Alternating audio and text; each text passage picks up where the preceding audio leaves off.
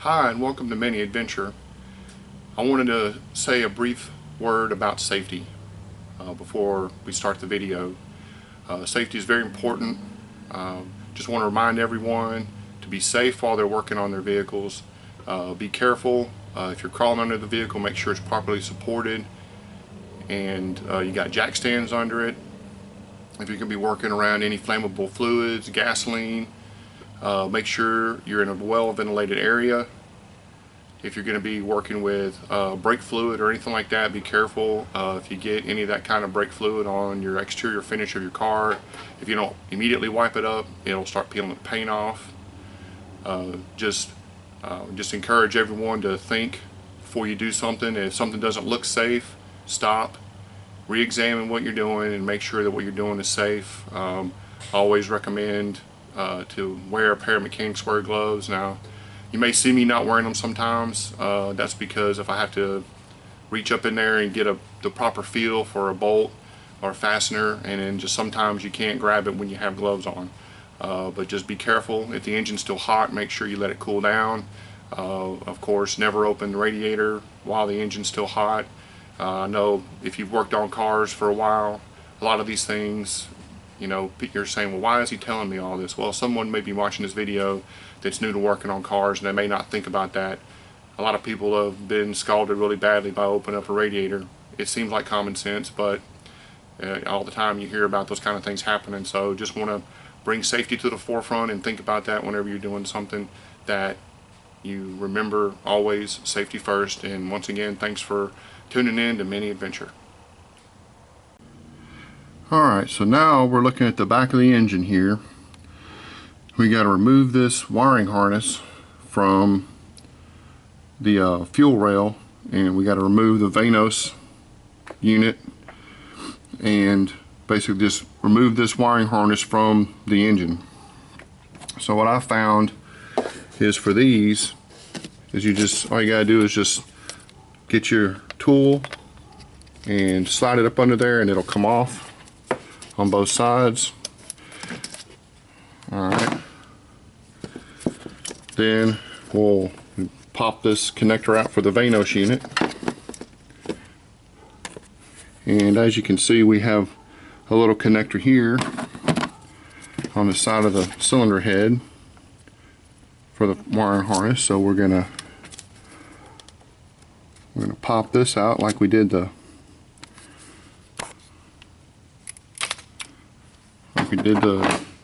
one for the fuel line there. And then these right here, you can just slide those up. That's the best way I've found to get these two off.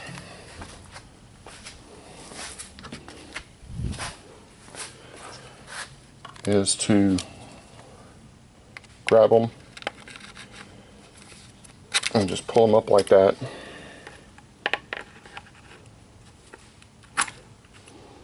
Alright, so now you got this piece of the wire harness. We'll just tuck that out of the way. But we do have our connectors for each one of our fuel injectors that we're going to have to take off.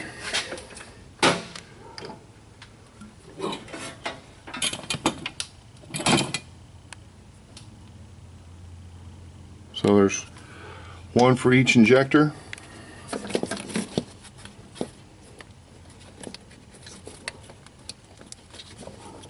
Of course, it's hard to see up in here. So let me do a little bit of work on this, and I'll be right back. All right, we're back.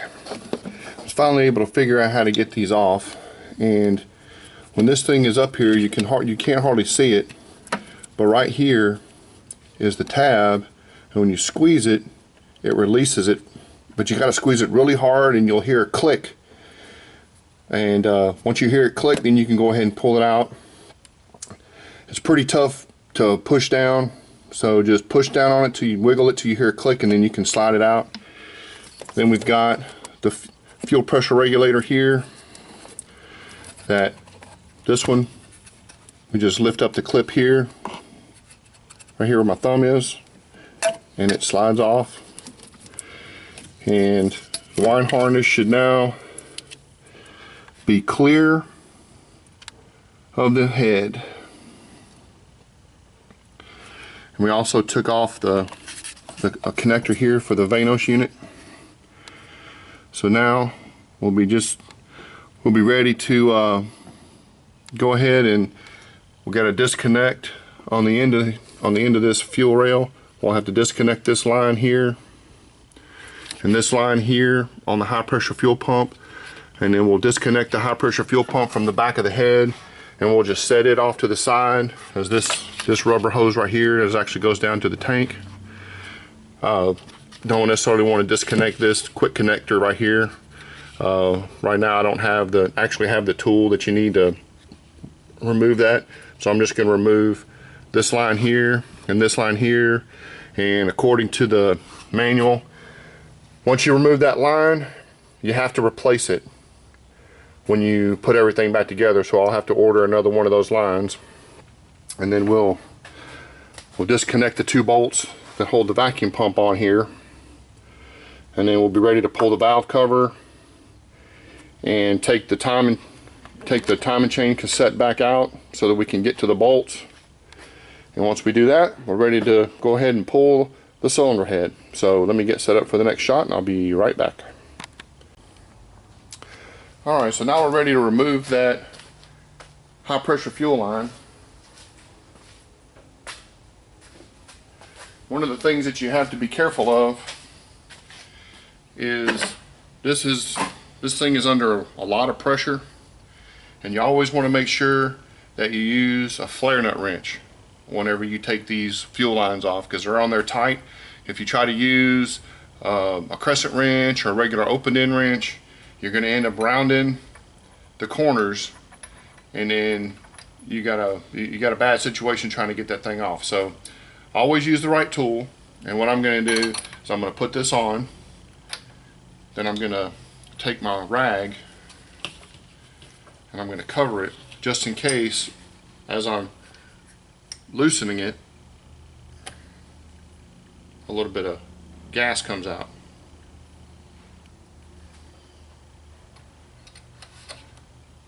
Alright, so a little bit of gas, as you can see, a little bit of gas did drip out, so I'm going to slide my rag under there, go ahead and loosen it up here.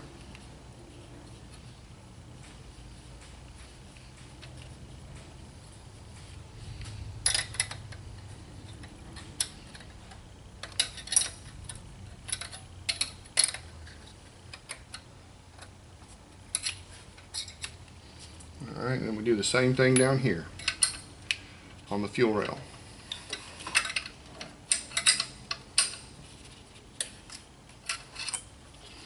And of course, we'll make sure we get a rag under there to catch any fuel. There's a little bit coming out.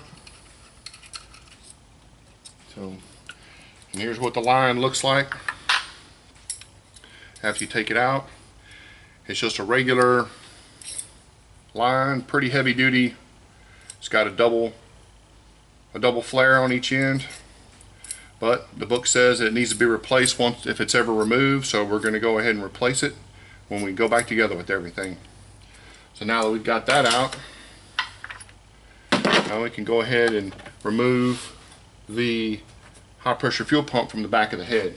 Now the book also says that these 3 bolts have to be replaced once they're removed, that they're torque to yield bolts also.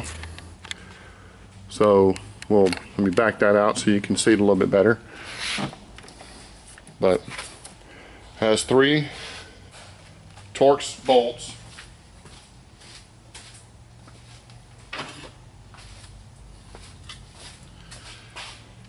And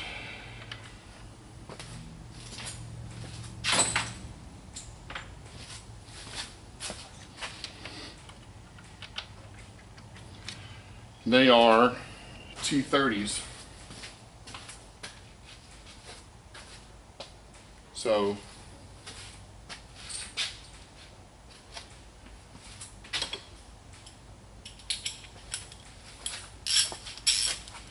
Alright, so we're going to go ahead and need to get a little bit of an extension here to get past that pump.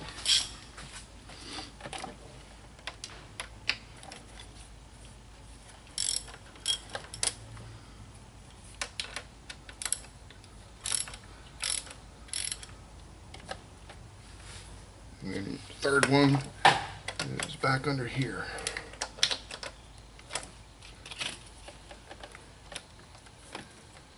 And of course, it's gonna try to be difficult. So let me figure out a way to get that off of there, and I'll be right back.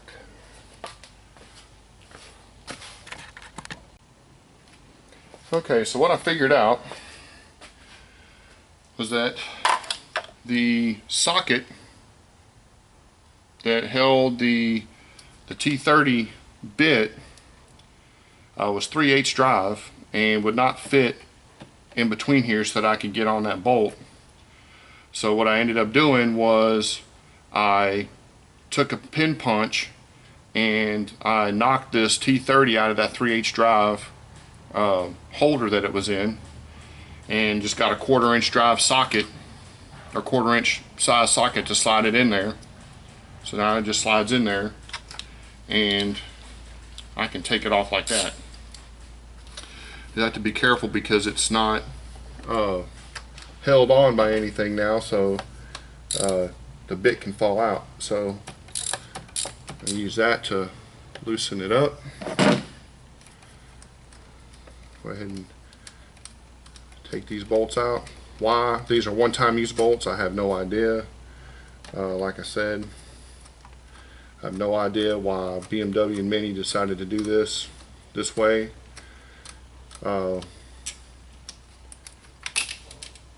Yep, just like I said.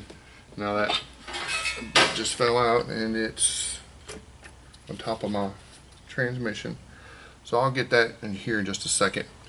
But I'll go ahead and pull these bolts out, and then because this is on a rubber hose, we can just set it out of the way, and I'll tie it off so that it doesn't fall and get damaged. So we'll be right back. Okay, so now we got that off. As you can see, we got that off of there. I just laid it off down to the side down here by the PCM. Now we got to do the same thing for the vacuum pump.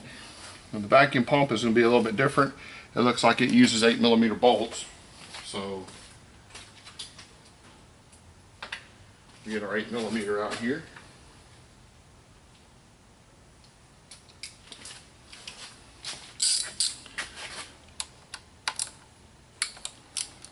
And take that off.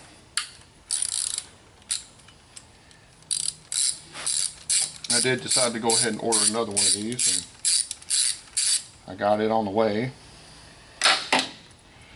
Kind of tempted to take this thing apart and find out exactly why it locks up. There's this bracket that goes on here on the bottom on this one.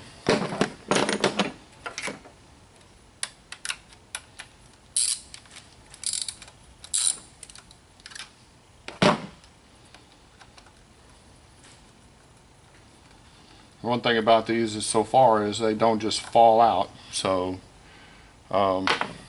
once you get them loosened, you just slide them out. And that's one of the reasons why I want to see exactly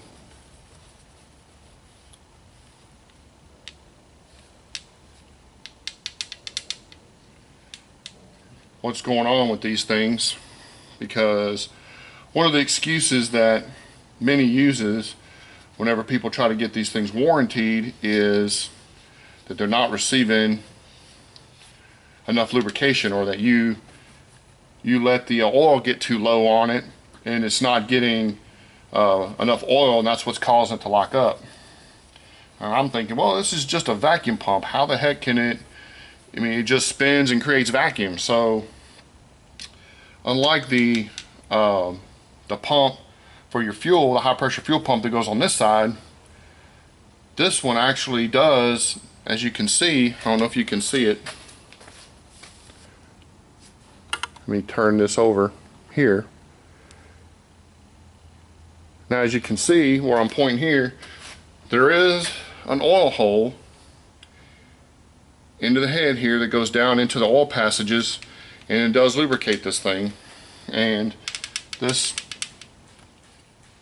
pump, this drive piece, unlike the one on the intake side for the high pressure fuel pump, this one it moves back and forth, and it looks like the oil, because it goes in like so, goes in like this, and the oil comes up through that hole, and it comes in through this little machined part right here, if you can see it, and I guess it lubricates the pump. So, but if you look on the back of this, I'm going to hold this so you can, maybe you can see it. Let it focus. And you see that it says Pierberg. Well, that's the original equipment manufacturer that makes this pump. And that's important because if you're out looking for one of these, they're anywhere between $290, maybe $300 and $400 if you get one in a box from the Mini dealership that has Mini BMW on it. It's Pierberg. However, you can find ones that are just branded Pierberg, and they're the OEM manufacturers, for about a half to maybe a third of the price of one that comes directly from Mini. Same pump, made by the same people. They put it in a Mini box, charge twice as much for it. So just wanted to show you that and let you know that there are other alternatives out there. I did email one of the vendors, and he said that Pierberg is the OEM manufacturer, and he was correct. So let me pause this while I answer my phone. Alright, sorry for that interruption. While I'm working on this, I want to make sure I'm able to, I don't want to break off this sensor right here. So I'm going to go ahead and remove it before I pull the cylinder head off, and before I start working on the front of the engine. I figured while I'm back here, I'm going to go ahead and remove it. So I found out that my oxygen sensor socket will fit right over it, and it just unscrews. Real simple. It's not very hard at all, and it does have a little built-in rubber gasket here. So alright, so now that we got that off, I'm going to go ahead and move around to the front of the engine, and we'll loosen up the crank hub bolt, and we'll go ahead and get the camshaft, sprockets and timing chain set off, and then we'll be ready to loosen the cylinder head bolts and pull that cylinder head off. And I'll be right back. Okay, we're back. As you can see, we got the valve cover off, and I went ahead and put my holding device in for my camshafts, and you know, by the way, went right on like it's supposed to, so I know everything's timed up right. My locking pin's still in at the bottom. So now I'm ready to go ahead and remove the crank pulley, hub, and bolt. And then once I do that, then I'll go ahead and remove the upper mount, and then take these two bolts off here, and then I'll remove the entire timing chain cassette.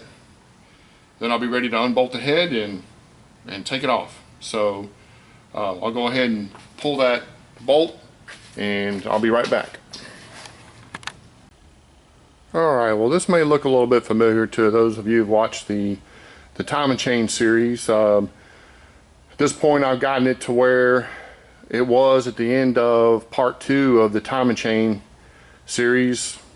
The camshafts are locked down, The timing chain set is removed, the crank hub and pulley is removed. I had to take all the guide pins out, and I removed the water pump friction wheel. And now the engine is supported by a transmission jack, and the front motor mounts and everything are off. But the one thing that I'm going to have to take out is this intake Vanos unit right here. It takes a 10mm bolt. It's got a bolt in it, so we'll go ahead and unscrew that bolt.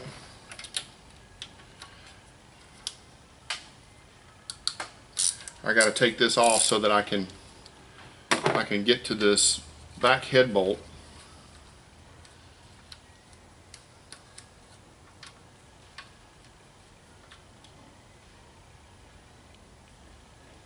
Alright. So now we should just be able to grab this and twist and pull, and it should slide out. Of course, it's gonna be difficult.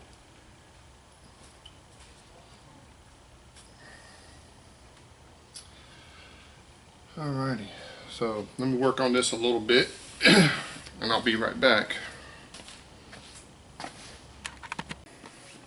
Alright, while I was able to get that out, what I did was got a pair of channel locks and gently, very gently, because I couldn't, the way it was in there, I couldn't grab onto it with my fingers, but I got that just enough to where I could grip it and start rotating it and twisting it and pulling it at the same time, and it came out. And as you can see, this thing has screens and everything like that in it, and an electrical connector. That's what controls the Vanos system on this engine, so be very careful with that. We'll go ahead and set that off to the side, and we'll start removing the cylinder head bolts, and I'll be right back. Okay, we're back. We're finally ready to take the cylinder head bolts out, and the first one we're going to take out is going to be this one right here in the back. Then we're going to take these two out here in the front and the timing chain opening here, and then we're going to progressively work our way back in the opposite direction that we would when we torque the head down. Now, that's another one of the reasons why you need Chilton's or Bentley, one of those books right there, so that you know the torque sequence, and we're going to go backwards from the torque sequence. So we're going to remove this one first.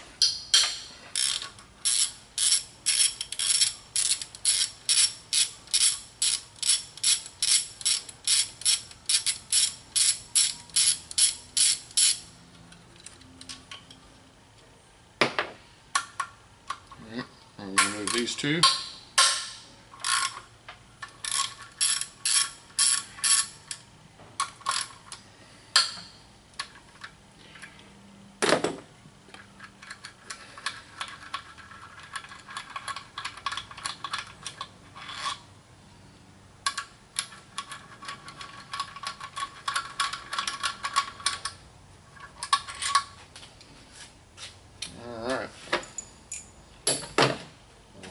Lay these out over here.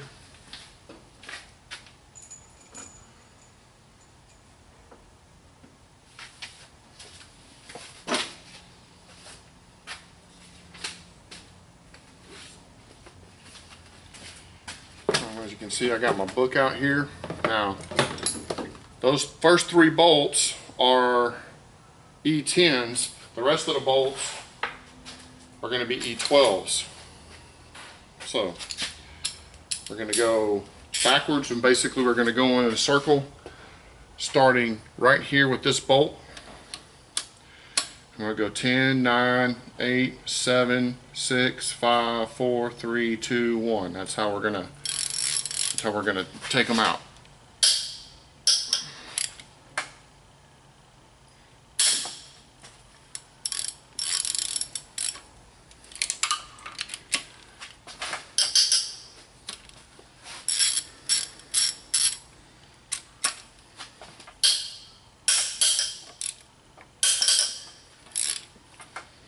I'm just loosening them up here.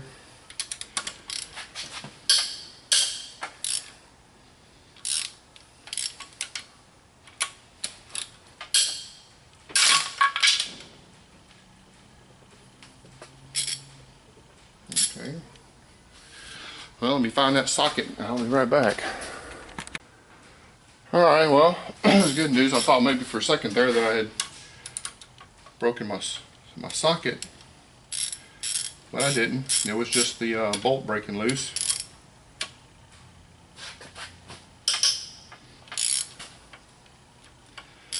So 10, 9, 8, 7.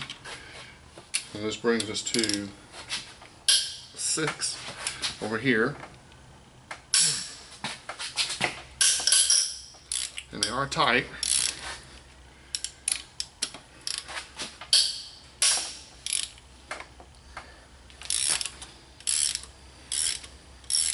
And that's 5. And 4 is right here.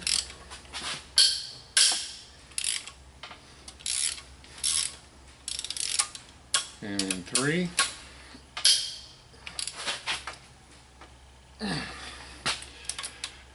I'm going to move up to a 1/2 inch drive ratchet.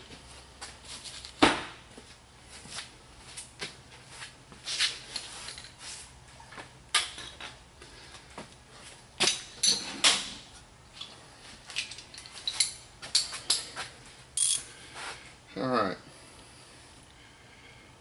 4, 3.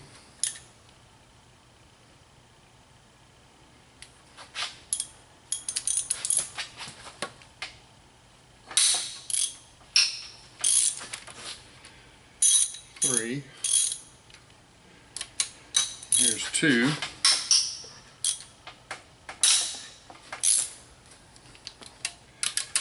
And 1. As you can see, they're very, very tight. So now that I got them all loosened up, I can go ahead and back them out. And once I get them all out, I'll be back and we'll break the cylinder head loose and take it off. Okay, I got all of the bolts out along with the washers. I ended up using a magnetic pickup tool to get the head bolt washers out. So I got everything freed up, and so now there's a gap in here, and then I'm going to grab it where the water pump goes, or the thermostat housing goes, and it just lifts right off.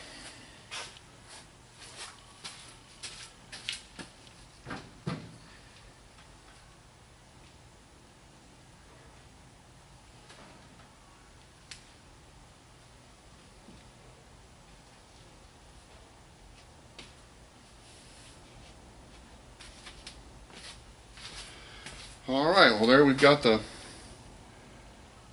cylinder head off, and I'll get the camera off here so we can look down in there and take a look at what we see.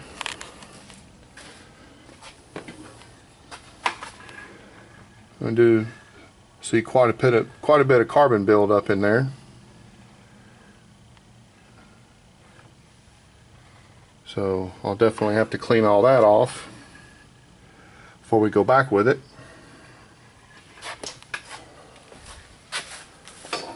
And here's the head, and I'm trying to get some light up in here, but these intake ports are notorious for being carboned up, and there is some carbon on it, but it's not quite as bad as I've seen. I don't know if I can do it where you can actually see it, but I've seen pictures of worse as far as the carbon goes.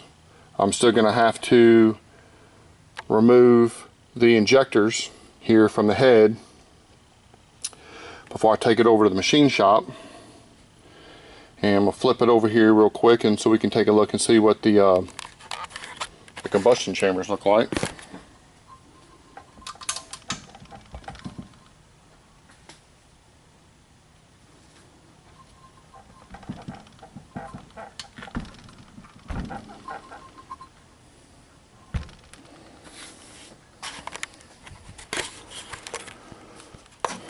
And as you can see, we got some carbon buildup on the heads and on the valves. Seems that all of the valves are open here. That's not good. I'm pretty sure that all of them should not be open at the same time. So, and then all the intake ones are closed. So, but we'll take a look at it and we'll see exactly what's going on. We'll go ahead and get this thing cleaned up, take it to a machine shop, and whenever I get it back, we'll be back to reinstall it.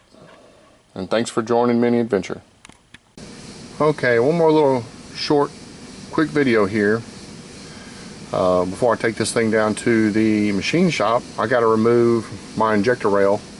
I've already taken off the four retaining bolts right here, and they are T45s, and they're fit in. The seal on them is a Teflon seal. So what I did, it's already loose, but what I did was I put my screwdriver under here and just gently worked my way down slowly here, and as it started to come loose, I'd go back and I'd go again and a little bit more until it finally came loose. And this is what it looks like whenever you pull it out.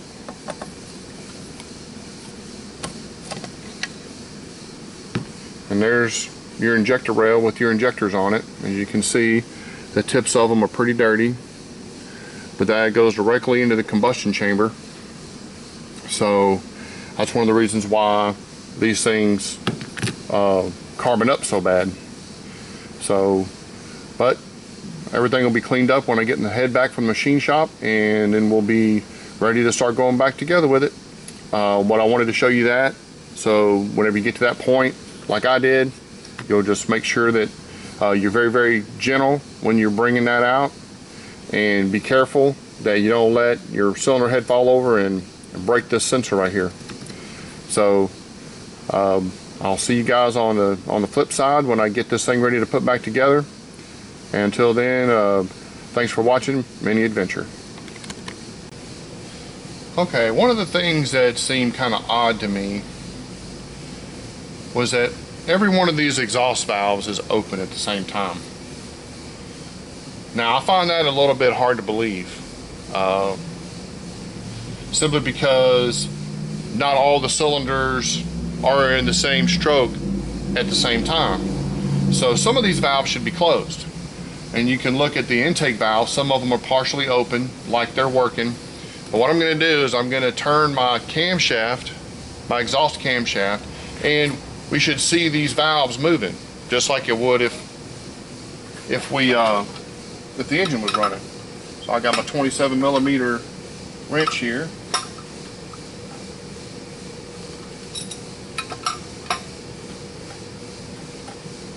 And as I'm turning it, I'm not seeing anything moving. Now, we go down to the intake.